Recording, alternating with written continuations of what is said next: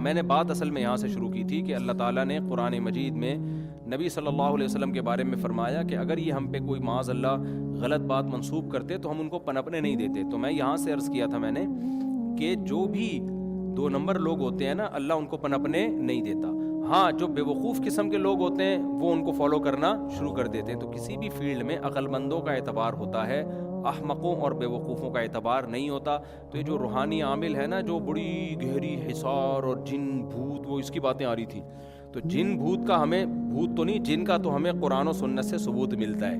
ہم مانیں گے اللہ نے کہہ دیا, لیکن اس کی کیا کیفیت ہوتی ہے, وہ قابو میں آتے ہیں نہیں آتے, ان چیزوں کا قرآن میں کوئی تذکرہ نہیں ہے. لہذا یہ عامل جو دعویٰ کرتے ہیں ہم نے جنات قابو میں کر لیے, یہ کر لیا, او بھائی یہ تمہاری اپنی کہانی ہے, یہ ہماری کھوپڑی میں نہیں آتی. میں نے آج تک کوئی جن کسی عامل کے قابو میں نہیں دیکھا. البتہ عامل جنات کے قابو میں بہت دیکھے, میں نے بہت دیکھے کہ اس پہ جن آیا ہوا ہوتا ہے, خود اس کو کنٹرول کیا ہوا ہوتا ہے جن نے.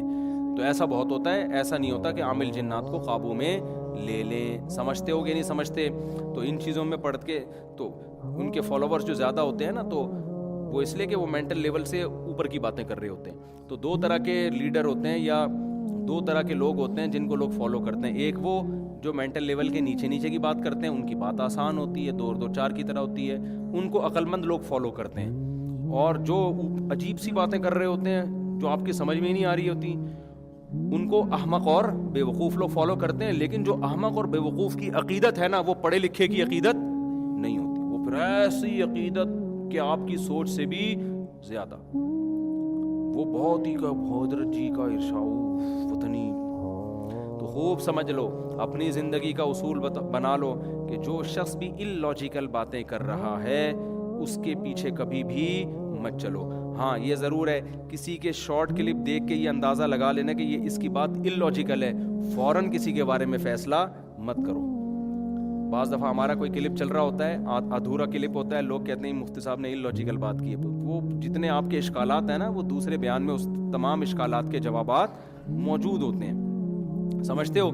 تو سننا بھی اسی کو ہے, اور اپنی زندگی کا جو لاہ عمل ہے نا,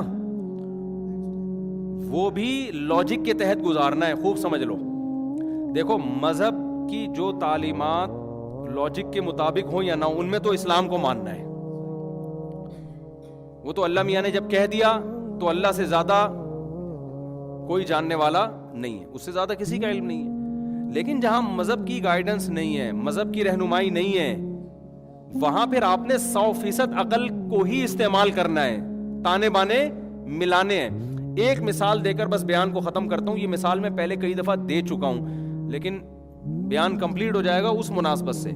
دیکھو, ہم نے علماء سے سنا ہے کہ اگر آپ شریعت کی مخالفت کرو گے نا, توبہ استغفار سے وہ گناہ آپ کا معاف ہو جائے گا.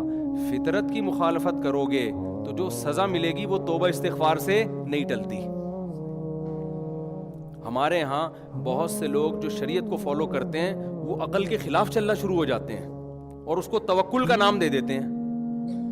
مثال کے طور پر, ایک آدمی خدا نخواستہ اس نے کوئی جرم کیا, بد نظری ہو گئی اس سے, شریعت کے خلاف کیا نا.